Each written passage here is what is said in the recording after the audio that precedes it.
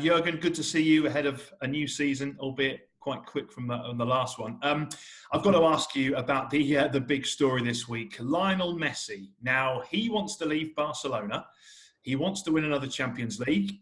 You've proved you've got a squad, a team capable of winning those kind of trophies. Any interest in signing him, bringing him to Anfield? Interest? Yeah, who doesn't want to have Messi in his team? But no chance. So the numbers are absolutely not for us. So we don't even have to start thinking about it. It's all clear. No chance. But good player, to be honest. He appears to want to join Manchester City. What would that do for the balance of power in the Premier League, do you think? One of the greatest players of all time joining your Premier League rivals? Would obviously help Manchester City and make it even more difficult to beat them, which was already very difficult. So that's it. For the Premier League, it would be great. 100% having the best player in the world in the league is obviously something would help. I'm not sure the Premier League needs boost, but it would be a boost for sure. And would be interesting to see as well. Messi never played in another league than in Spain. So football is different here. I would like to see it, but I'm not sure if I will. On a much more serious note, and given the events that have happened in America over the last week or two, the continued fight for equality and fight against racism, I just wondered, what's your take on the stance that sports teams around the world have taken, and also what plans do you have to show your support for that cause tomorrow? To be honest, no real plans in the moment. That's all. It's more about what is the Premier League saying, what are the boys saying, stuff like this. I've followed it a little bit. I saw that obviously some actions were taken by players. Yes, and it's in America. It's not here, but racism, Black Lives Matters, all these kind of things. They're all they will stay with us. Or dealing with it will stay with us for a long period. We have this issue already for a long time.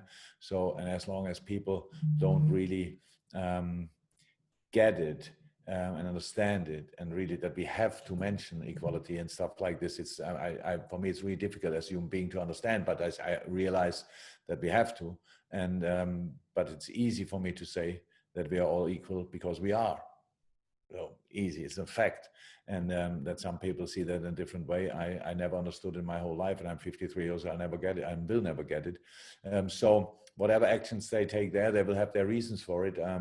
And I don't see it in a moment coming in England, but we have to see. We have to see. How I said, it's a worldwide issue. But in the moment, I think for some specific cases, it's there are real they think about proper actions in America because it's another thing happened which should never have happened, and so that's why the players there do what they do. But I don't see it coming in the moment in England. Thanks for your time, Jurgen. Thanks, Ben. We'll move to John Southall from the BBC. John. Hi, Jurgen. How are you? Good, thank you. Good. Mikel Arteta yesterday said that this game doesn't really come at a great time for Arsenal, obviously, because the lack of preparation. Is that the same for you? Yeah.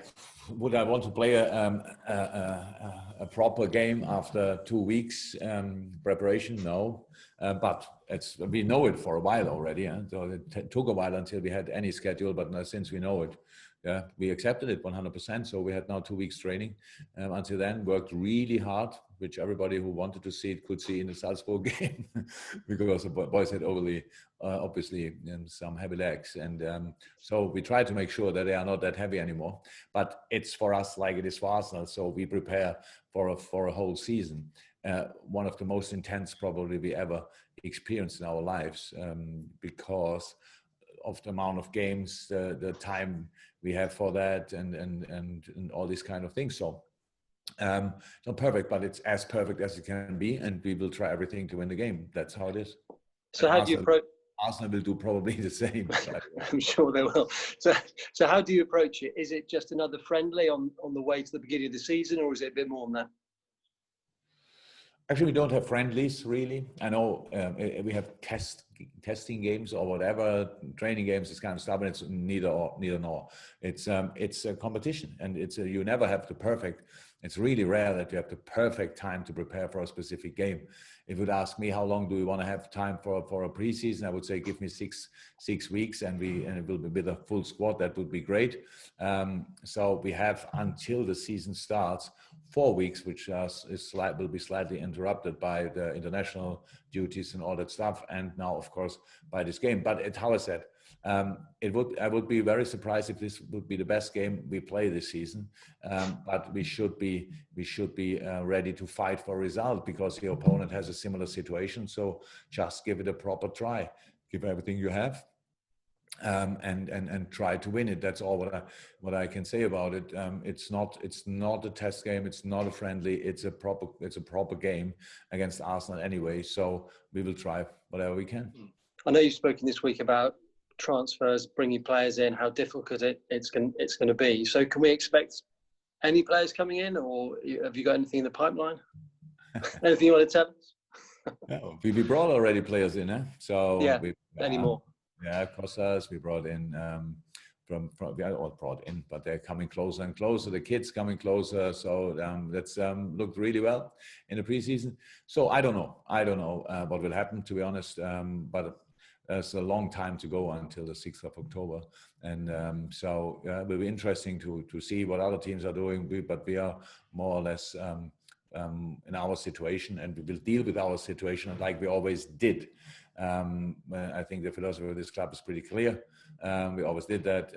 We will see how much we can, or how much we want to spend, and all these kind of things. So nothing really to say about it. Okay, thank you, John. Much appreciated. We'll go to James Mountford, and then if you want one, James from TalkSport. So 2 James in a row, but James Mountford first for the question. Hello, Jurgen. Can I just get the injury situation, please, for the game tomorrow? Yeah. So, all the boys which were not involved so far or got slight knocks in the preseason will not be available for tomorrow, but getting closer, all of them getting closer, really closer and closer. So hopefully the majority of them can start training completely normal after the Arsenal game. But this game is now a bit too early for them. Maybe 1 or 2 are involved in the squad. We have to see. But that's it pretty much. So Henry looking really good, in a good way. Ox, early stages, but good. Chuck, good. Trent, very close. We have to see that. We have to make a decision about tomorrow. Did I forget? Yeah, Harry looks good. Who else? Virgil. Who? Virgil van Dijk, you see. Oh, Virgil. Yeah. No, he looks fine. He looks not good because he has obviously a little cut there, but apart from that, it should be fine. Can I just ask as well, a player who's obviously started in pre-season so far, Rhian Brewster, is he part of your first team plans this season, can I ask? Oh, in a moment he is. And we have to see what will happen in the next few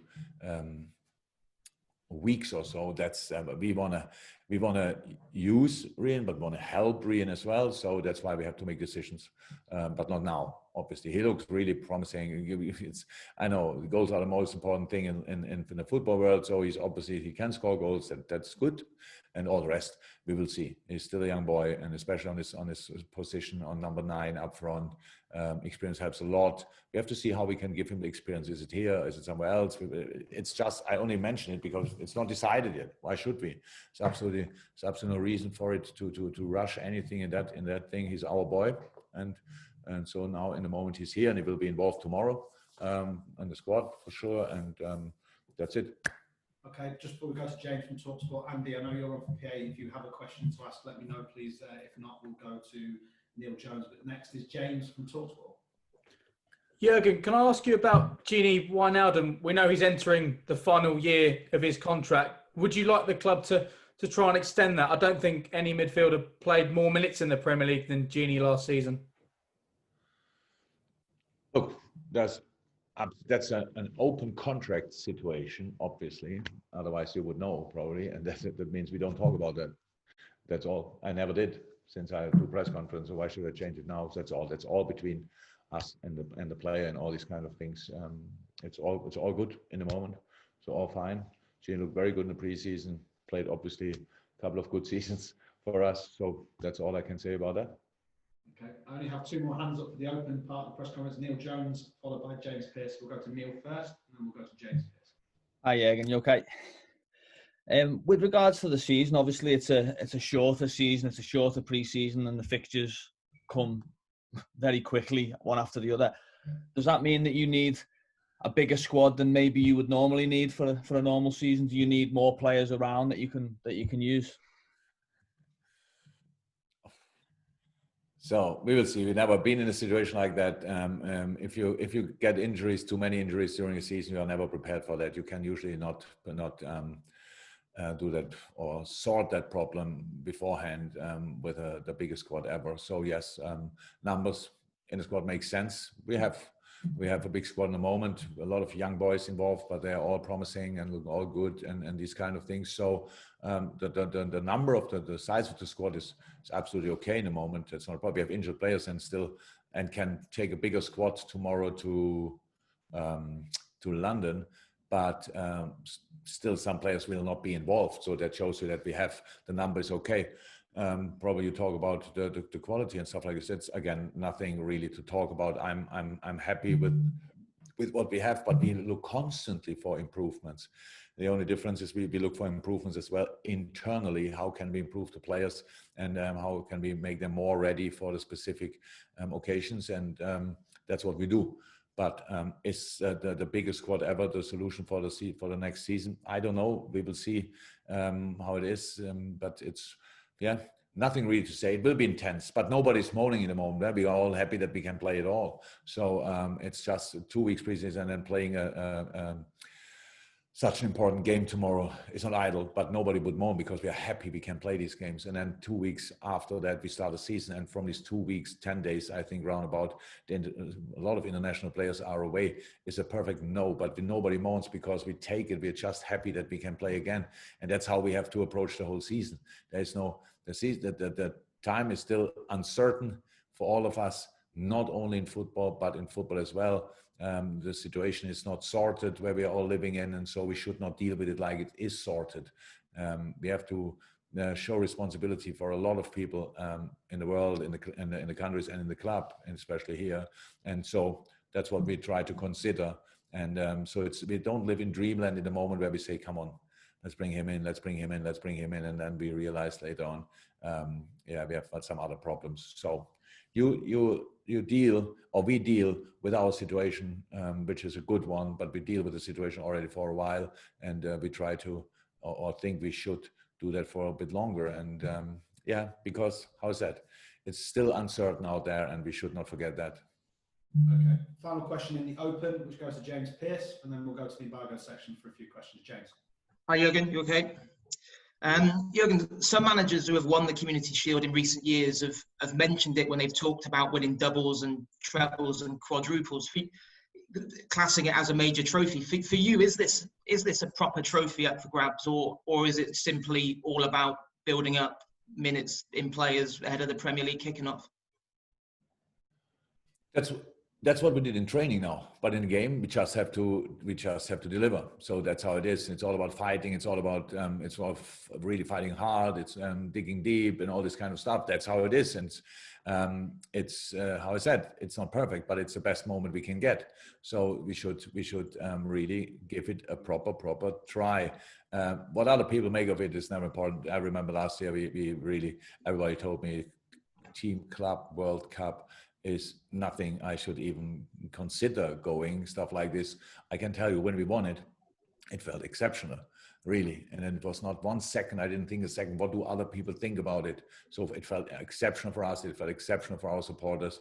And so we have the first chance, so we really want it. But that doesn't mean we get it, it just means we have to give our everything to have a chance. So, and that's what we are working on, nothing else. What it means to other people or not, I couldn't really bothered about it. It's just how it is. There's a final. It's Wembley, so let's give it a try.